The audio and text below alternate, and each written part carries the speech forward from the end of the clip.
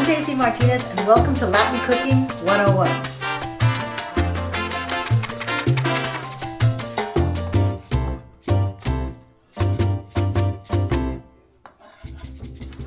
One of my favorite, most indispensable recipes is a very basic picadillo. Picadillo means chopped fine in Spanish. And picadillo is a basic ground meat with aromatics and seasonings, and we tuck that into empanadas or pastelillos or alcapurrias, which are those beautiful yuca yautía fritters, or rellenos de papa, the stuffed potatoes. My mouth is watering. Or even you can serve picadillo with some sauteed sweet plantains and some fluffy white rice. Absolutely delicious. So I'm going to take you step by step on how to do a really, really delicious picadillo, and then you take it upon yourself to add those finishing touches that you might like. For my favorite picadillo, I like a combination of ground beef and ground pork. Beef offers a nice heartiness to the picadillo, and the pork a delicate sweetness, which I really like. We're going to start out with a little bit of achote oil, and you've seen me make achote oil before. 2 tablespoons of achote seeds in about a half a cup of olive oil at a delicate low heat. We're not going to add a lot of that because I really just want to color the ground beef. I don't want a lot of oil left. And to that we're going to add sofrito, which I always keep in my trusty freezer ready for an opportunity just like this. As you can see, most of our sofrito is pretty much dried out by now. I'm going to add a little bit of alcaparrado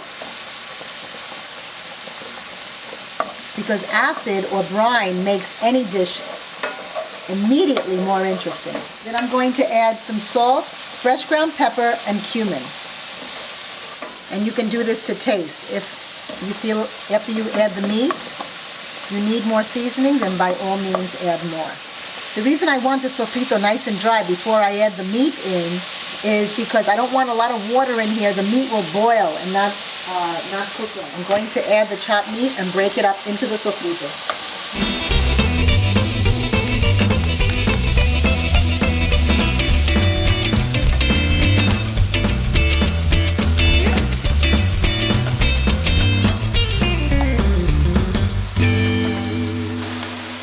Once our meat is cooked through, I'm going to add a little bit of tomato paste to bind the picadillo together. You might see a little bit of oil in the bottom of the pan, and I really don't want a lot of that. That's what we started out with, the achote oil, and of course the ground meat is going to let off a little bit of oil. I don't want that in my picadillo. I'm going to add a little bit of flour to bind that up. And then add just a little bit of water or broth to bring the whole thing together. Yep. Now you can see the picadillo has body. It's not just ground meat falling all over the place.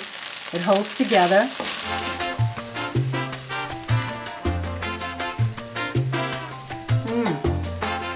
Perfect. You get the fragrance of the cumin, the salt, the brininess of the olives, the verdant flavor of the cilantro and the sofrito. Absolutely perfect. This is Daisy Martinez, and this is Picadillo 101.